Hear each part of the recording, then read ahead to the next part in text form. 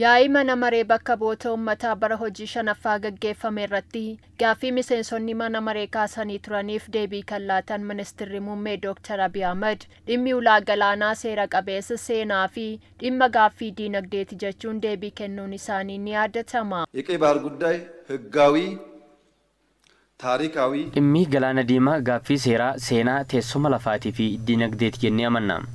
Gaaffiin kun tokko boru deebuu qaba jedha. Tokko boru yeroon dhufu an jalqabuu baannaan jedha. Lachan isaaniituu hin barbaachisu. Itoophiyaan galaana diimaa dhabuudhaa fi qabsoo waggoota 30 fi isaa ol kan fudhate akka ta'e ni beektu. Qabsoo waggaa 30 keessatti tumsa hedduudhaan Itoophiyaan akka galaanicha dhabde ni beektu. Waggoota 30 biraa ishee gaafata jedhee hin amanu.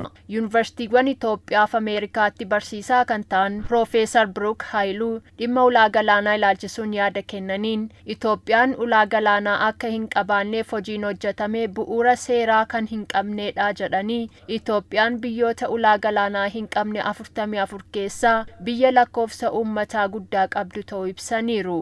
Itoophiyaan qaxanaa galaana diimaaf haaraa miti kan jedhan Profeesar Biruk dooniiwwan Paarshiyaa hanga Baabalii fi Hindiitti socho'an hedduu kan qabdu akka turte yaadachiisaniiru. Yeroo galaana diimaa qabduttis Roomaa fi Giriik waliin hariiroo daldalaa cimaa kan qabdu akka ture himanii diinagdeen Itoophiyaa akka guddatuu fi faayidaa biyyaa kabachiisuuf gara ulaa galaanaatti deebi'uun dirqamaas jedhaniiru. ቀይ ባህርን በተመለከተ ይመለከተናል። ለቀይ ባህር አዲስ አይደለም። dhimmi ulaa galaanaa nu ilaallata. Nuti ulaa galaanaaf haaraa miti. Roomaa fi Giriik waliin hariiroo bittaa fi gurgurtaa kan qabnu waggoota 34 guutuu ulaa galaanaa cimaa kan qaban jedhamnee waamamaa turre. Yemen ulaa galaanaa cimaa hin qabdu turte. Itoophiyaan garuu ulaa galaanaa cimaa qabdi turte. Kana hundatuu diigamee bade. Kan dhabne humnaan haa deebisnuu jechuu osoo hin taane faayidaa fi birmadummaa keenya kabachiisuuf galaana diimaa deebisuun dirqama akka ta'e kanneen kaaniifis bu'aa kan buusu akka ta'ee fi haguuggii seeraa nu deeggaru akka qabnu beekamuu qaba. Biyyoota ulaa galaanaa hin qabne keessaa biyyoonni 16 Afrikaatti akka argaman kan himan Profeesar Biruk Itoophiyaan waggoota 34 dura ulaa galaanaa kiiloomeetira 2000 uwwisuu kan qabdu turtes jedhaniiru. Afrikaa keessaa Zimbaabuwee, Maalaawii fi Moozaambiik ulaa galaanaatti akka fayyadaman himanii gaaffiin seeraa qabeessaa Itoophiyaan dhiyeessite biyyoonni ollaa akka yaada qajeelaatti ilaaluutu irraa eegamas jedhaniiru. Itoophiyaan gaaffii ulaa galaanaa irratti qabduuf haguuggii seeraa hanga mana murtii addunyaatti deemuu akka qabdus dubbataniiru. የፈለገው መንግስት ይምጣ አይምጣ ሞዛምቢክ ላንድ ሎክድ mootummaan fedhe haa dhufu haa deemu.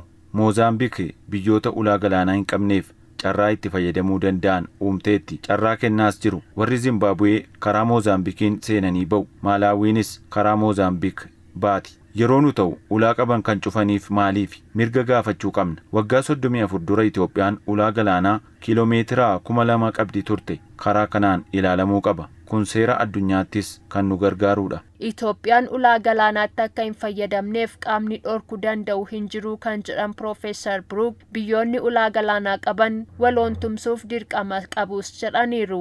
Kanaafis Itoophiyaan karaa naga qabeessaan ulaa galaanaa akka ishee barbaachisu biyyoonni gurguddoon dhugaa itti amanan ta'eeras jedhaniiru. Itoophiyaan ulaa galaanaa akka qabaattuuf biyyoonni Awurooppaa hanga biyyoota garaagaraatti jiran beekamtii kennuu eegaluun isaanii bu'aa dippiloomaasiin argameedhaas jedhan Profeesar Biruk Haayiluu. ማንም ጎረቤት ሀገር እኛን ጉሮሯችንን አንቆ አላሳልፍም ብሎ አልተባበርም ማለት መብት እንደሌለው biyyi ollaa kamuu nu hudhee hin darbitan nuun jedhee waliin hin tumsinu jechuu kan danda'u hin jiru. Seerri waliin tumsuu isaan dirqisiisu jira. Biyyi ulaa galaanaa qabdu kamuu seenuu fi ba'uu hin dandeessan akka nuun hin jenne mirga akka qabnu beekamuu qaba. Hojiin gaariin eegalameera. Deebiin argamaa jirus gaariidha. Mootummaa Ameerikaa irraa eegalee biyyoonni Awurooppaa hedduun Itoophiyaaf ulaan galaanaa isheef malaa jechuun karaa dippiloomaasiitiinis yaadni itti kennamaa jira. Kanaaf nuyi waloon taanee cimnee hojjenne Itoophiyaanonni dhugaa qabu karaa jedhutti nu geessa.